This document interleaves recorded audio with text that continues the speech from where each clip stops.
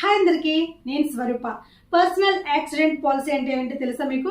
చాలా మందికి తెలుసు, కానీ దాని గురించి ఫుల్ గా డీటెయిల్స్ అయితే తెలియదు. దాని గురించి అవగాహన అయితే ఎవరికీ లేదు.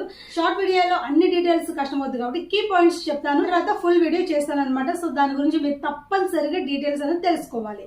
పర్సనల్ యాక్సిడెంట్ పాలసీ అంటే అనుకోకుండా జరిగే ప్రమాదాలని యాక్సిడెంట్ అంటాం కదా. సో మన ప్రమేయం లేకుండా సడన్ గా జరిగే ఒక ప్రమాదం అనమాట. పర్సనల్ యాక్సిడెంట్ పాలసీ కనుక మీకు తగినట్టుగా మీరు సమ్ ఇన్సూర్ తీసుకున్నట్లయితే, ఒకవేళ ఆ తీసుకున్న పర్సన్ అంటే ఆ కస్టమర్ కనుక యాక్సిడెంట్ లో చనిపోతే గనుక ఆ అమౌంట్ మొత్తం కంపెనీ వాళ్ళ కుటుంబానికి పే చేస్తుంది. ఒకవేళ ఆ పర్సన్ కి అవయవాలు ఏమన్నా గనుక పోయినట్లయితే, అంటే కాళ్ళు గాని చేతులు గాని టోటల్ గా పోయినట్లయితే దానికి కూడా ఇంత అమౌంట్ అన్నట్టుగా కంపెనీ వాళ్ళకి పే చేస్తుంది.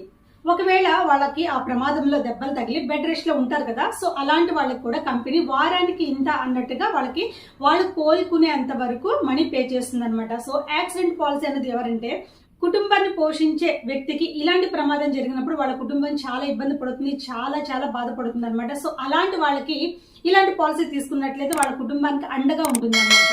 సో చూసారా, ఖచ్చితంగా పర్సనల్ యాక్సిడెంట్ పాలసీ తీసుకుంటే చాలా రకాల బెనిఫిట్స్ ఉంటాయి. మీ కుటుంబం గురించి మీరు ఆలోచించే వాళ్ళైతే ఖచ్చితంగా ఈ పాలసీ తీసుకోండి.